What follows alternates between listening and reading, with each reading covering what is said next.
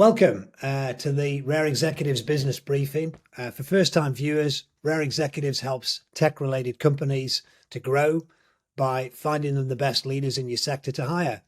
So today I'm joined by Brian Mort, the ex-CEO EMEA at Blue Prism, who exited when the company was sold to SS&C. Hi, Brian. Yeah, hi Maurice, how are you? Good to see you again. Looking very chipper there after your Silicon Valley trip just recently. So great to be with you. Thank you very much, Brian. Yeah, I'll tell you all about that later. So, Brian, basically, I wanted to ask you some questions about what it's like running a growing company. So, could you start off by telling us a bit about Blue Prism's mission and vision and, the size of the business, what your marketplace was and the sort of solutions that you had? Yeah, thanks. Well, it was an amazing company and a run, Maurice. I joined just at the end of 2018 for the new fiscal year. And it was then about 100-person company and about 38 million in revenues. They had gone public on the London AIM, so they had a spectacular launch on the London AIM markets and had a billion-dollar valuation as a unicorn. So they've done extremely well with some very, very highly talented pioneer employees. I had about 500 customers around the world, but basically a bunch of Brits flying around the world doing business. And of course, if you're going to Germany or France or Sweden or the Middle East or anywhere like that, you do need local people on the ground. So we had to build a business out. Blue Prism invented the industry space, RPA, with fantastic founders, Alistair Bathgate and Dave Moss. They came out of Barclays and built that company. It didn't truly industrialize until around about 2015-16 with those revenues of 20 million or so. And then it started to be a roller coaster. And you never quite know if you're going to be in a roller coaster, right? I mean, I joined Oracle very early when it wasn't even $1 billion company. And I was employee number 37 at SAP outside of Germany. So, call it luck along the way. But Blue Prism was one of those rocket ships to be. And so over that time period, it grew 5x during my tenure and employees 10x. And I think, Maurice, you know all about talent and how to manage and try and get the best talent on board. But the mission of the business was very simple and very clear, that robotics and artificial intelligence is something that gives productivity to humans. It allows humans not to do the mundane operating tasks of a business, forms, application forms, and such like, and allows humans to be freed up to deal with human things. That's talking to customers, growing the top line, making more profits. So the productivity of a human workforce alongside a robotic workforce is quite a powerful thing. And it was early adopted by banks, FSI industries in the early days, and then by utilities and healthcare.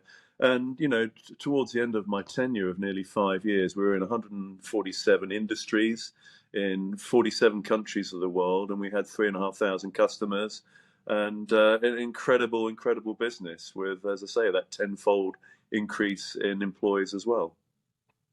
Wow, that's a spectacular growth. How did you actually go about growing that business, Brian?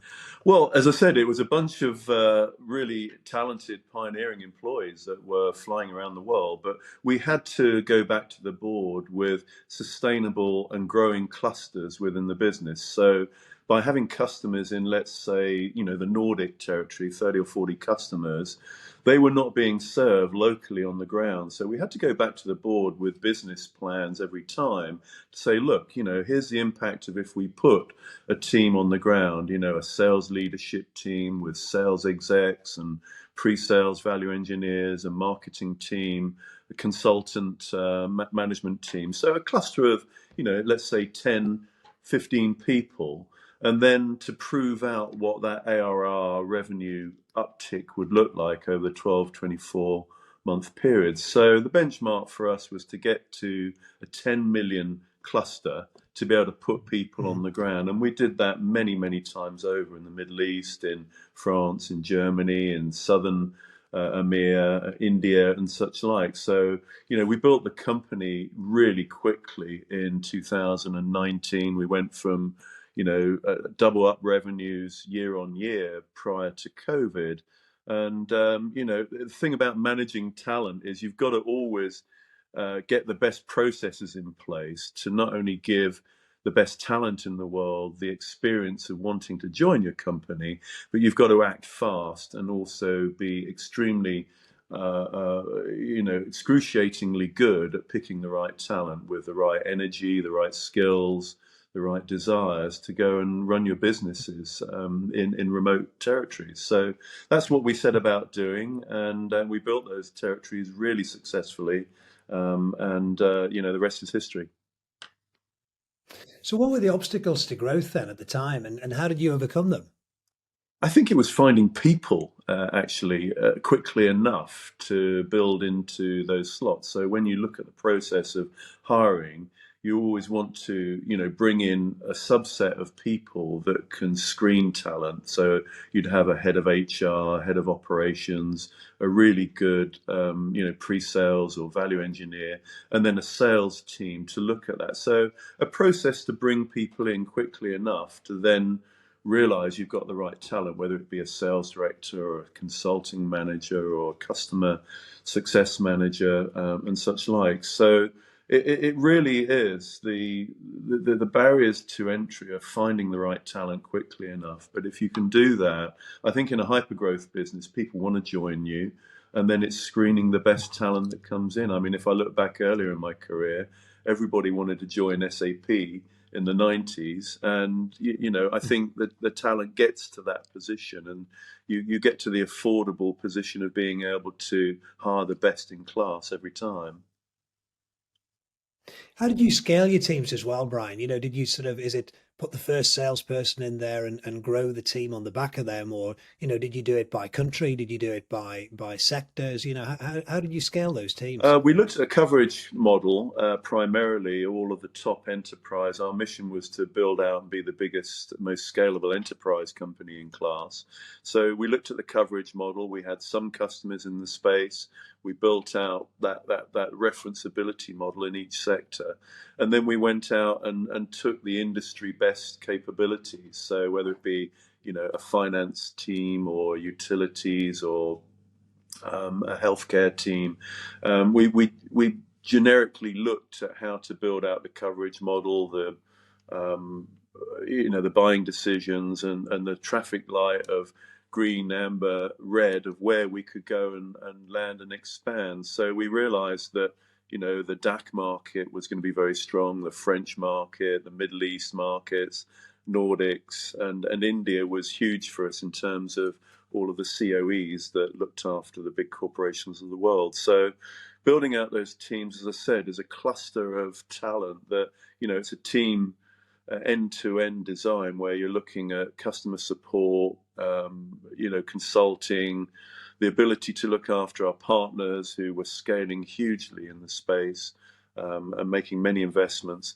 And then a sales team, a pre-sales team, business development and marketing teams on the ground locally to be able to support the central hub, which is, building out a strategy for global and then making it local so that our customers could enjoy that local experience, of a global business as well. So listen, you've hired some really successful teams. What's important when you're hiring?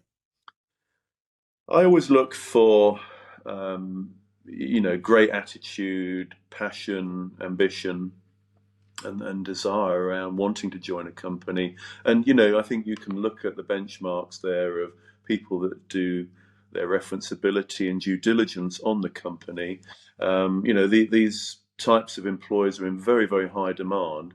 And the best in class always know intimately about your company, about the customers, about the competition, and about the space that they're talking about with you. So it's very easy to see the impression of who's best in class when it comes to preparation. I think that if you're looking at customer-facing people, those people that can really tell great stories about what they've done in their careers, how their customers benefited, are going to be great in front of your customers when you hire them. And I think the blend of the team, whether you're hiring you know, the sort of ops, legal, finance, HR people around you are the people that can support a business accurately, with agility and speed to help the front line go out and sell. Listen, in terms of AI and machine learning, I mean, it's everywhere at the moment. And I'm just interested what your predictions are. Prior to this, I just made some notes myself, things like faster translation services or working smarter, quality. Chat GPT obviously is on everybody's lips at the moment. More languages, things like sort of human intervention or the nuances of language, things that basically need humans to process those complexities. But you've been there. What are your kind of predictions for AI and ML going forward? Well, it's here to stay, and it's been with us for a long time, Maurice. I mean, if you look at, even the retail sector, we've seen personalization over many years now with the great retailers and the great marketeers. You look at amazing discoveries around health with cancer screening. I was very proud of what Blue Prism achieved with Microsoft around breast cancer Mm. discovery, and robotics can and AI can really research and find problems in cancer in a matter of days rather than months. So that saves lives. I think that AI is here to stay in terms of digital transformation, predictive analytics of how customer journeys operate, and so forth. So you can look at every career, whether it's service management, telcos where they want to serve their customers faster, looking at ways of upselling and cross-selling. AI is an amazing tool, but of course, it is nascent for so many corporations, and I think the prediction would be that you have to look at how to industrialize and make real solutions from AI. It's great going on to Chat GPT, isn't it? And asking it questions and finding half an essay. If I was a kid now doing my exams again, how wonderful that would be. But you have to Yeah. industrialize these propositions. And what we found with Blue Prism was, over the course of time, all robots are equal, but some more equal than others, in the sense that you've got to go and articulate to the industry that you're serving and the customer that you're trying to build solutions for as to what the value will be.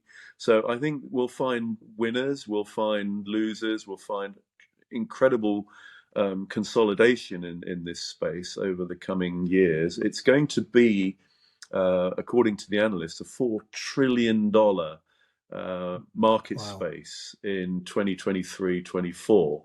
Now, it's really Mm. hard to get your head around that, but a lot of that's already Mm. here. And I think the great tech companies are plowing billions into it now, the Oracles, SAPs, Googles, Microsofts of this world.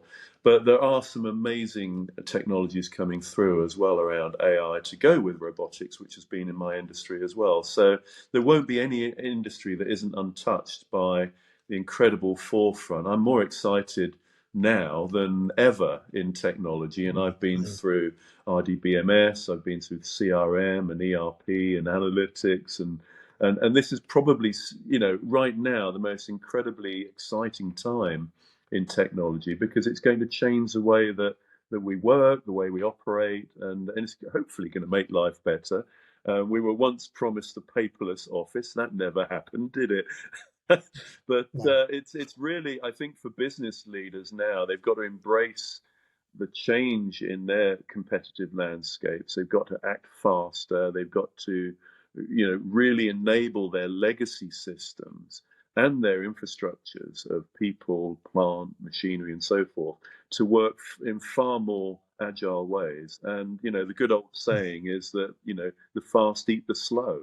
And it's never been Yeah. more so than right now. We're seeing this productivity curve at much faster levels. I think in technology, we've always seen, the industry of the technology space, whether it's hardware, software, always move at breakneck speed.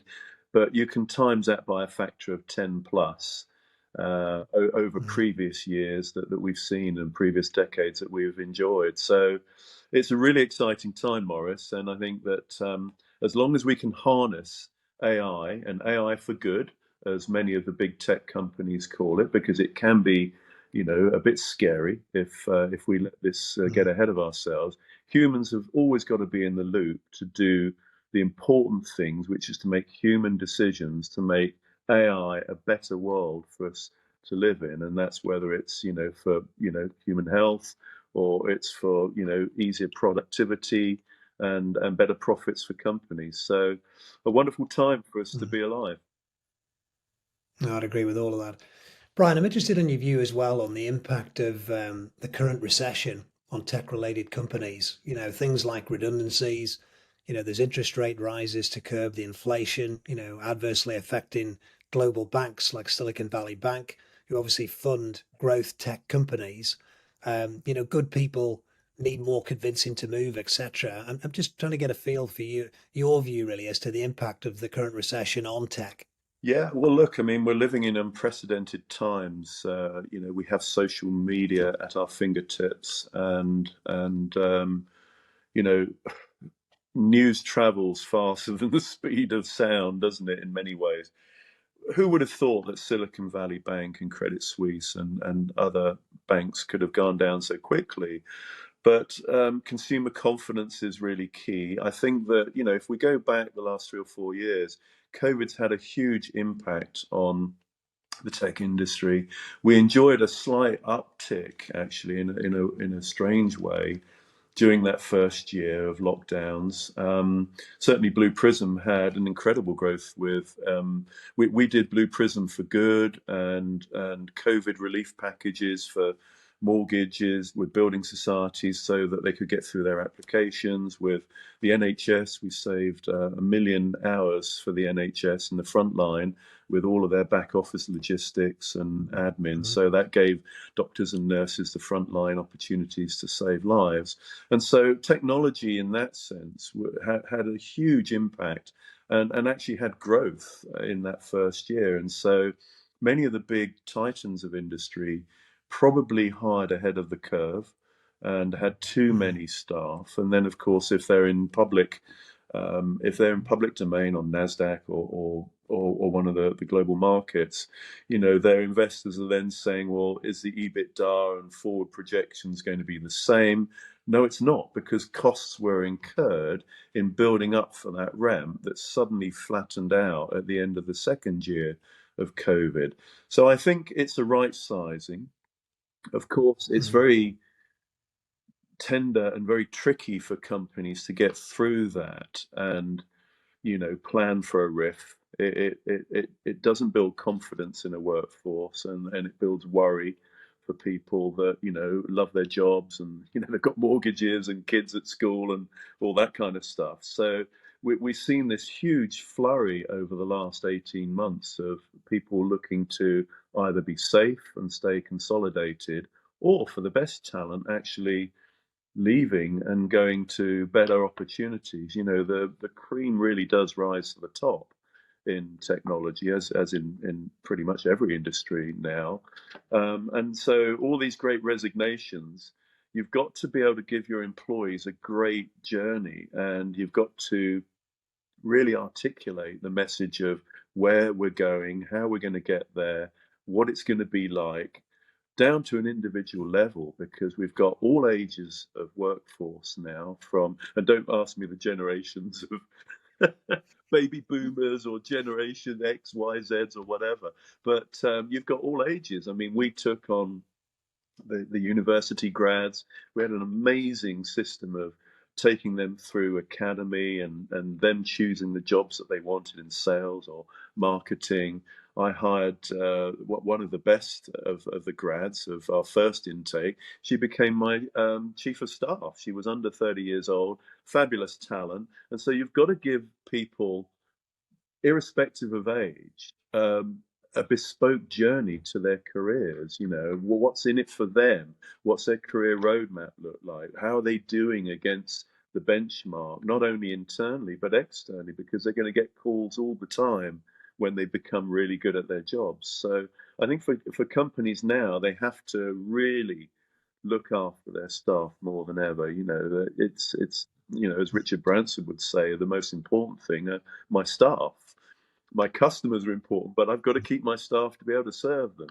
And I think that Mm, culture, you've got to be able to build culture as well, and you need a great team around you of HR to be able to really build out the organization, the benchmarking, the competitive salaries, and make sure that the younger people coming through are also benchmarked. If they're doing an adult's work and doing it really well, and of course they are an adult, but when I talk about the mature workforce that have been best in class for maybe 5 or 10 years, you have to pay the mm, going wage. You can't just sort of soundbite it, every year. You've got to bring them up to the levels in order to keep them.